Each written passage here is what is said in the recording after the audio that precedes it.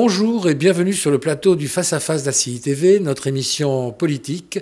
Pas seulement, mais aujourd'hui, oui, très politique, puisque nous recevons Jean-Étienne Antoinette. Bonjour. Bonjour. Vous êtes sénateur de Guyane. Oui. Maire de Kourou, surtout. C'est de ça dont vous parlez surtout, c'est le plus. Vous êtes très fier d'être maire de Kourou. Bien sûr, la ville de Kourou, c'est une ville particulière, je veux dire, qui a connu un tournant exceptionnel avec l'implantation du centre spatial. Oui.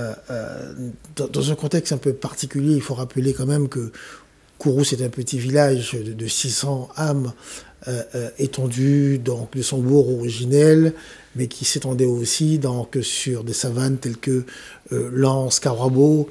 Et pour les besoins du spatial, ils ont dû donc exproprier cette partie de la population. Oui. Donc cette implantation du spatial s'est réalisée, je dirais, dans la douleur. Mais surtout, c'est cette mutation également. Oui, c'est la mutation qui est dans la douleur. C'est également aussi donc, cette mutation. Oui. Donc on passe d'une activité économique traditionnelle, basée sur la pêche, l'agriculture, vivrière d'ailleurs, sous des méthodes donc, de la bâtie, et puis à cette technologie avec des résultats extraordinaires aujourd'hui. Et avec une implantation de population nouvelle colossale. Absolument. Donc aujourd'hui, c'est quoi? C'est 3 pas de tir. C'est donc Ariane 5, c'est Vega et Soyouz. Donc à une population bien sûr extraordinaire. Un chiffre, la ville de Kourou aujourd'hui, c'est à peu près 27 000 habitants. Vous êtes passé de 600 à 27 000 habitants en 30 ans. En 30 ans. Mais sachez que sur ces 27 000 habitants, je dirais, seuls 19% de la population est issue donc, de Kourou.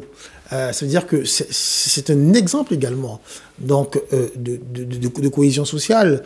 À côté de ces populations, je dirais, les peuples fondateurs, les créoles guyanais, les Bushinengue, qui regroupent les Saramaka, les Boni, les Djuka.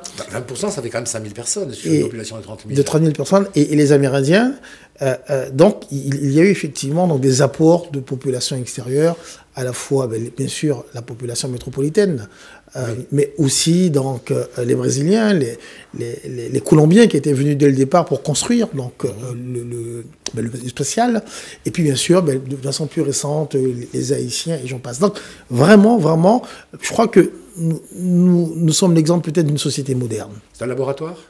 C'est un laboratoire, ça se passe pas tout le temps, c'est pas tout le temps simple, oui, j'imagine. Dans la mesure où peut-être que les attentes sont un peu disparates, dans la mesure où il y a ceux qui sont ici, qui sont à Kourou pour s'enraciner, pour vivre et pour mourir à Kourou. Oui. Et puis il y a d'autres qui étaient déjà. Et qui étaient déjà. Oui. Et puis il y a d'autres qui sont de passage, avec des niveaux de vie tout à fait différents. Et des attentes différentes. Oui. Et puis il y a d'autres aussi qui viennent chercher la vie, comme on dit.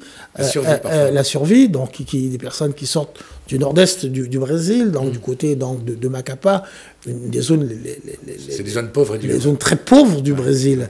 Et puis aussi d'autres pays, tels qu'Haïti, tels que le Suriname. Donc nous voyons bien que, oui, c'est un laboratoire, je crois que c'est un laboratoire qui est, oui, je peux le dire, un laboratoire un peu réussi. Ouais, vous allez être fier. Je suis très fier, oui, parce que c'est une population aussi très jeune. Je veux dire qu'il faut donner des perspectives à cette jeunesse. C'est une population, c'est un territoire où nous sommes à la pointe de la technologie. Et sachez que, par exemple, c'est de Kourou qu'on peut observer la planète. C'est de Kourou qu'on peut donc éventuellement un jour aller sur la planète Mars. Pourquoi pas? C'est de Kourou qu'on observe, je veux dire, la Terre. Et puis à côté, donc, nous sommes sur le territoire où est-ce que les questions de la biodiversité sont les questions du XXIe siècle, où est-ce qu'on a découvert également donc, le pétrole, dans un monde en crise économique, etc.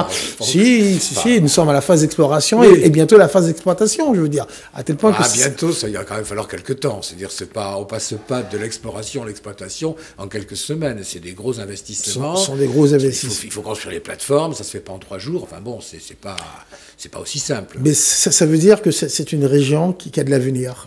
Qui a de l'avenir à travers les activités spatiales, qui a de l'avenir à travers les hydrocarbures, qui a de l'avenir à travers cette biodiversité, qui a de l'avenir à travers son sous-sol, donc les minerais, et puis qui a de l'avenir aussi à travers sa jeunesse également.